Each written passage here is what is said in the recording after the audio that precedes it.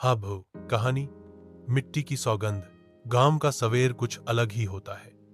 मुर्गे की बांग, दूर कहीं से आती बैलों की घंटियों की आवाज और उस ताजी हवा में घुली मिट्टी की सोंधी खुशबू। रघु 40 के करीब का एक किसान सूरज निकलने से पहले ही अपने खेत में पहुंच गया था।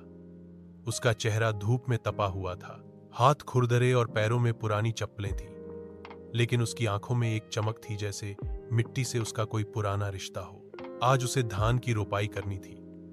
उसने अपनी कंधे पर फावड़ा रखा और नंगे पैर खेत में उतर गया। खेत की मिट्टी गीली थी, पर रघु को यह आदत थी, ये उसका मैदान था, उसका कर्म भूमि।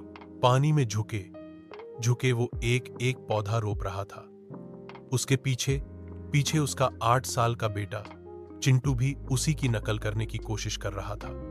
रघु मुस्कराया, बोला, धरती मां है बेटा, प्यार से छूना इसे। जैसे मां के आंचल में सिर रख के सुकून मिलता है ना, वैसे ही खेत में मेहनत करके चैन मिलता है। चिंटू ने नन्हे हाथों से एक पौधा लगाया और कहा, बाबा, बड़ा होकर मैं भी आप जैसा किसान बनूंगा। रघु ने उसकी पीठ थपथपाई और आसमान की ओर देखा। बादल घिर रहे थे, शायद बरसात आने वाली थी। उसने एक गहरी सांस ली, मिट्टी की महक को महसूस किया और कहा, अगर धरती मां मुस्कुरा दे तो हमारी मेहनत कभी जाया नहीं जाती।